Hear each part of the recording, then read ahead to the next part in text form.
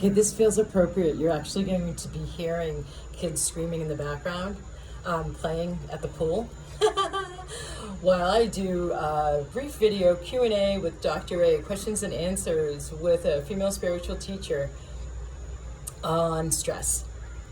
And the choice there is about stress before it debits your system. So there's an example that's easy to give that I've given before. Two people are in traffic, one person is driving. And this is, for example, let me personalize it because I realized this myself. When I was teaching in the public school system in Florida at an inner city school, and I had a commute stuck in traffic in the mornings, which I avoided because of the schedule of schools when they get out in the afternoon, I would sit in traffic, bumper to bumper traffic to get into where I was teaching. And I noticed that I would use that time each day to give myself a self-treatment when I, at that point, was attuned as a Reiki master.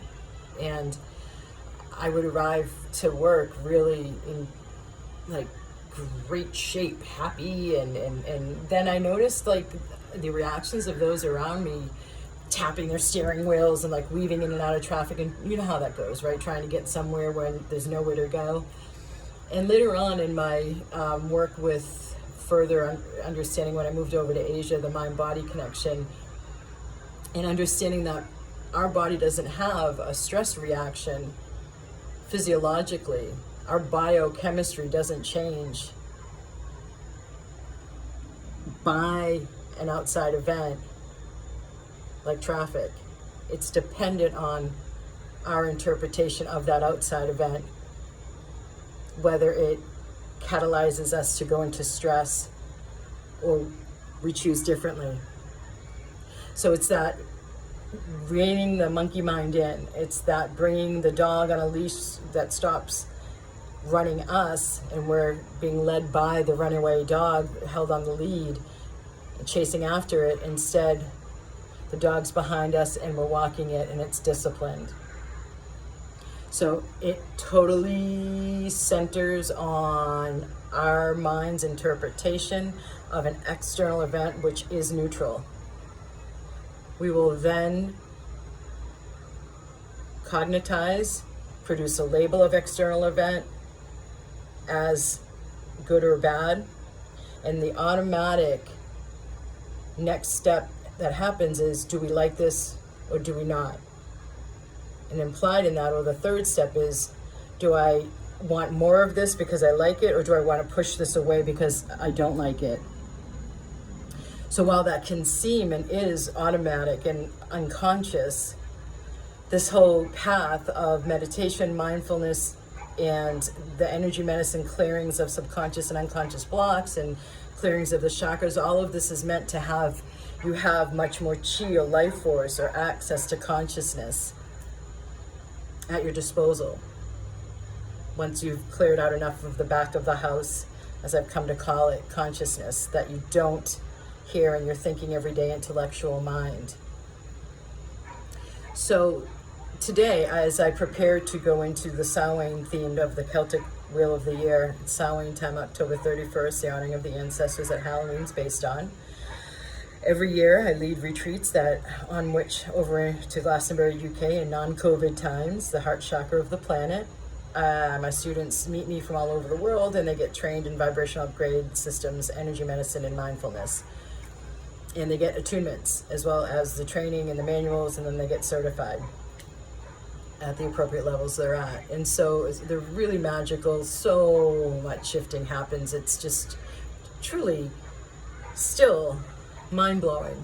And that's for another topic. But I realized as I get my team of my business, my staff set to have the business run a little bit more smoothly, as I proactively step out in front of the next 3 weeks while I'm going to be in virtual retreats again, like I was at Beltane time.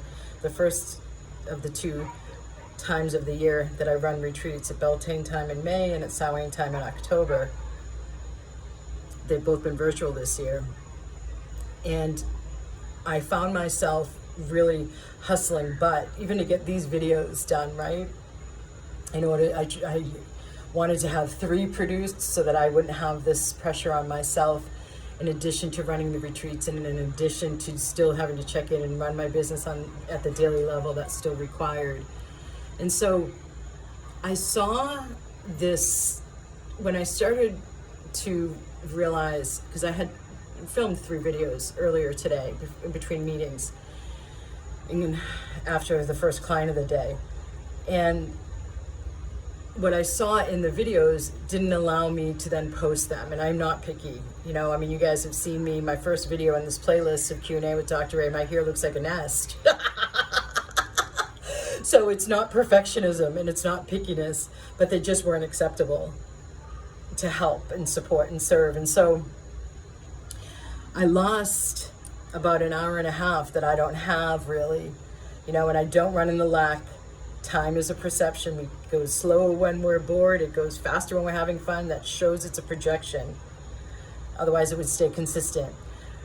So being aware of all of that, nonetheless, I still felt this pressure about how much I have to get to still. And it was here.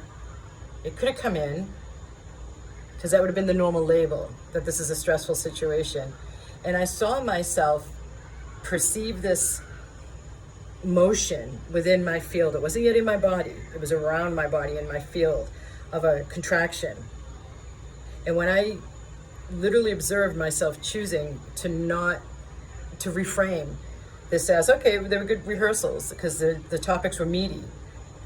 This bubble that wanted to come in with a contraction effect at my field at that point, because again, I wasn't allowing it in. So I was actually observing the labeling of the perception of the event. I chose to reframe it so that it wasn't stressful. And then I felt like this pop, this release of not only that contraction, but like I then saw bubbles happen as if to imply movement. Like I'm not stagnating my chi or my life force because I'm not going contracted. So I mean, that's a really specific observation of the energetics, not only understanding it from the mindful perspective and then the biochemistry, and then how that leads to adrenal burnout ultimately, if we keep going around tapping our adrenals because of our body being in the biochemical reaction of the stress response. Now I'm talking about being slowed down enough to observe as a perception is in the process of getting labeled by the ego mind, and I am intervening with the management of my mind with mindfulness, because I have enough spaciousness and not running so many blocks, if any, behind me in my unconsciousness and subconscious, and allowing and seeing the change, the potential contraction that it would have had in my field if I had allowed it in, and then the release, and then the bubbles of the life force, so being able to bubble. So I just wanted to share that with you all, because it's just it's a new level of an even more refined capacity to observe what happens to us when we crunch into the stress tunnel or cave. But it feels like a tunnel, right? Like you can either choose to enter it or stay out of it. And these times are ripe with that test. So I trust that this serves you all. Many blessings.